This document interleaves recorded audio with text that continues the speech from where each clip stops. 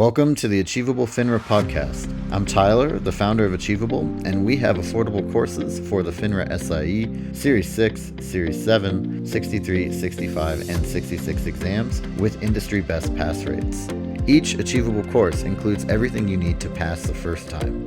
A full textbook, videos on key topics, thousands of questions backed by our memory-enhancing algorithm, and full-length practice exams. You can try it out for free at achievable.me. And if you like it, use the code podcast to get you 10% off at checkout. This podcast was made from a video by Achievable's FINRA course author, Brandon Rith. If you'd like to have the visual aid of a video, please go to Achievable's YouTube channel and search for the video by the same name.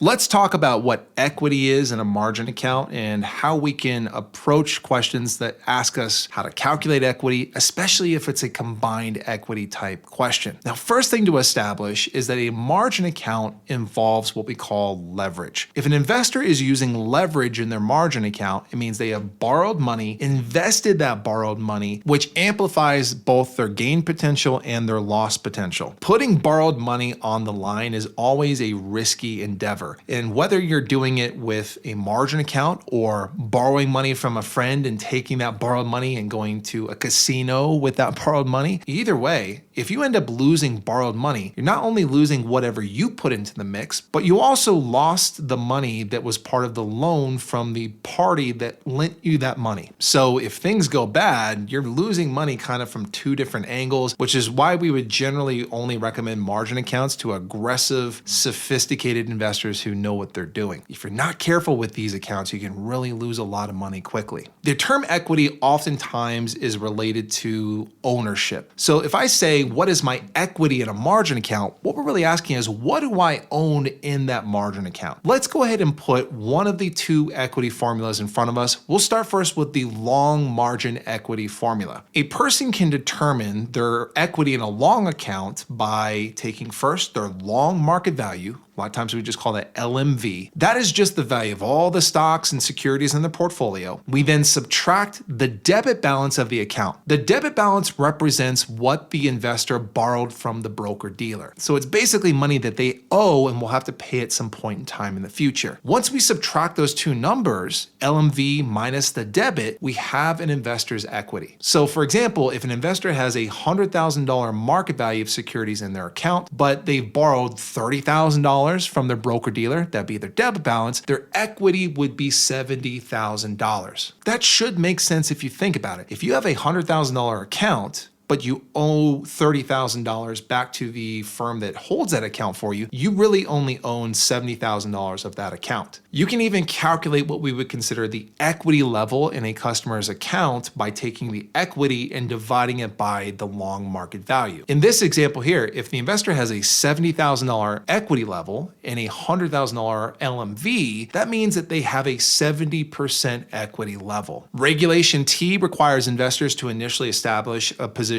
with at least a 50% equity level, and this account is well above that mark. They own 70% of the account. The other equity formula is a bit more tricky because we're dealing with a short stock position. The formula is credit minus short market value, we just say SMV typically, is equal to equity. Let's first focus on SMV. Short market value just means, hey, this is how much the investor has sold short in their account. Let's say, for example, the investor sold short $50,000 of stock. There are a couple of concepts we need to lay out first to really understand what credit is. When an investor sells short stock, they are borrowing that stock from their broker dealer and selling it on the market. And when they sell those borrowed shares, there's cash coming into their account. That is one part of the credit balance. The other part of the credit balance is what the investor deposits when they're establishing their short stock position. Shorting stock always has to take place in a margin account, and at a bare minimum, when a new position is established, Regulation T requires a deposit of 50%. The credit balance is just cash sitting on the sideline waiting to be used to buy back that short stock position. So let's say in this example, the investor investor's credit balance is $75,000. That leaves the investor with $25,000 of equity. If an investor established a short stock position for $50,000 and deposited exactly the Regulation T 50% requirement, this is what the initial equity formula would look like. When they sell those borrowed shares, they collect $50,000 of cash from that transaction, and on top of that, they deposit half of that, being $25,000, into their account as a form of basically collateral, showing that they can buy back the stock at a later point. And that $50,000 short sale combined with the $25,000 initial deposit gives us a credit balance of $75,000. You can also determine the equity level in a customer's short margin account by taking the equity and dividing it by the short market value. $25,000 divided by $50,000 is 50%, and we are right at a 50% equity level in this account. Now, if we get rid of the numbers we have on the screen, that leaves us just with the two equity formulas. LMV minus debit is equal to equity, and credit minus short market value is equal to equity. It's possible you get a test question that asks you what the formula for equity is, either in a long account or a short account, or maybe even in a combined brokerage account where we have both long and short positions. If a combined equity question comes up on the exam, all you need to do is put these two formulas together. The simple way to do it is just keep the pluses positive and keep the minuses negative. One way that we could state it is LMV minus debit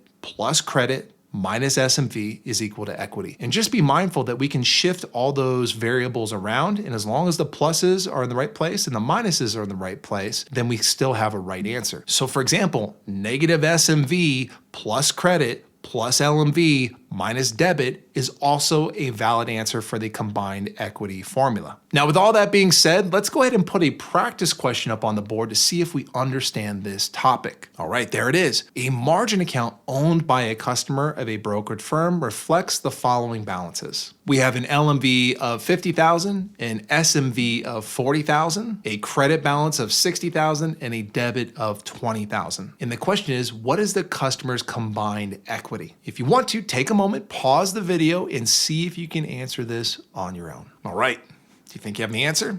Let's look at it together. As we were talking about before we got to this question, we just need to put all these numbers together and make sure we keep the positive numbers positive and the negative numbers negative. And to do that, let's go ahead and just put the two separate equity formulas up on the screen. LMV minus debit is equal to equity, and credit minus SMV is equal to equity. Now let's go ahead and combine this together as one big formula. And it really doesn't matter what order we keep it in, but I'll go ahead and state it as LMV minus debit plus credit minus SMV is equal to equity. And we'll just put the corresponding numbers below. 50,000 minus 20,000 plus 60,000 minus 40,000. After all those numbers are added and subtracted, put together, that will leave us with a $50,000 equity in this account.